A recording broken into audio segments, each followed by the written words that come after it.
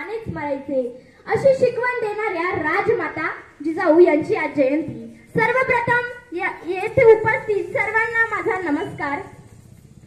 ज्यांनी आपल्या स्वराज्याचे स्वप्न बघितले आणि फक्त बघितलेच नाही तर ते सत्यात देखील उतरविले अशा राजमाता, राष्ट्रमाता, विश्वमाता माँसाहेब जिजाऊ यांचा जन्म 12 जानेवारी 1598 रोजी बुलढाणा जिल्ह्यातील सिंदखेड राजा येथे लखुजीराव जाधव व म्हाळसाबाई यांच्या पोटी झाला।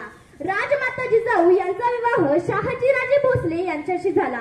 जाधव व भोसले या दोन्ही घराण्यातील पराक्रमाची परंपरा जिजाबाईंच्या ठायी होती। रयतेवर होणारा अन्याय व अत्याचार पाहून जिजाऊंना नेहमी वाटायचे आपल्या लोकांचे राज्य म्हणजे स्वराज्य असायला हवे। स्वराज्य निर्मितीचे तेजस्वी स्वप्न जिजाबाईंनी पाहिले होते। त्यांनी पुत्र शिवबांना लहानपणापासून शौर्याच्या पराक्रमाच्या कथा सांगून घडविले। जिजाऊंच्या प्रेरणेतून शिवरायांनी अनेक लढाया जिंकल्यात। महाराष्ट्राच्या मातीत स्वराज्याचे भगवे निशाण उभारले। जिजाऊंनी दिलेले संस्कार व शिक्षणामुळे त्यांनी स्वतःचा विचार न करता इतरांच्या कल्याणासाठी जगले आणि धर्मरक्षणासाठी लढले। अंगणातील तुळस, गोठ्यातील गाय आणि घरातील माय यांच्याकडे कोणी वाकडी नजर केली तर त्याची गाय केली जाणार नाही हे त्यांनी स्त्रियांवर अन्याय अत्याचार करणाऱ्यांना ठणकावून सांगितले। आई ही जगातील सर्वात महान योद्धा आहे। आई म्हणजे प्रेम, आपुलकी, त्याग, जिद्द, प्रेरणा, संयम, सामर्थ्य यांचा संगम आणि या सर्व गुणांचा सुंदर संगम म्हणजे स्वराज्यजननी जिजाबाई शहाजीराजे भोसले। अनेक मुस्लिम सत्ता त्या काळात महाराष्ट्रात धुमाकूळ घालून जनतेला लुटत होत्या। त्यांच्या विरुद्ध शब्द काढण्याची कोणाची हिंमत होत नव्हती। अशा बिकट परिस्थितीत जिजाऊंनी स्वराज्य निर्मितीचे स्वप्न बघितले। अखेर तो दिवस उजाडला।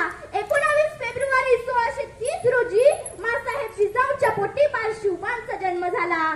बाळराजांना त्यांनी लहानपणापासून रामायण महाभारतातील शौर्याच्या कथा सांगून घडविले। हिंदवी स्वराज्य स्थापनेचे बाळकडू ही शिवरायांना माँसाहेबांकडूनच मिळाले। कुठल्याही मातेला पुत्रमोहापेक्षा काहीही प्रिय नसते, परंतु माँसाहेबांनी असा विचार कधीच केला नाही।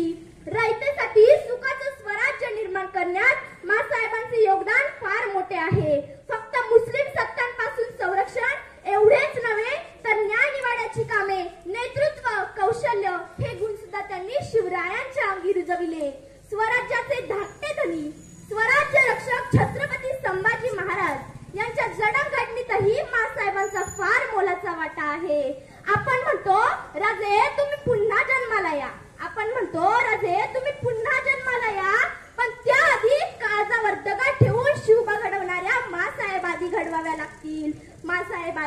लागतील। दगडालाही पाजर फुटे, शब्दांमध्ये तेवढा प्रभाव पाहिजे। पुन्हा या महाराष्ट्राला जिजाऊंच्या विचारांचा लढा पाहिजे। महाराष्ट्राच्याच नव्हे तर संपूर्ण भारताच्या इतिहासाला कलटणी देणाऱ्या राजमाता जिजाऊ यांना माझे शतशः नमन। आयोजकांनी मला येथे बोलण्याची संधी दिली त्याबद्दल मी आयोजकांचे आभार मानते। आपण सर्वांनी मला ऐकून घेतल्याबद्दल आपल्या सर्वांचे आभार मानते। धन्यवाद। जय जिजाऊ।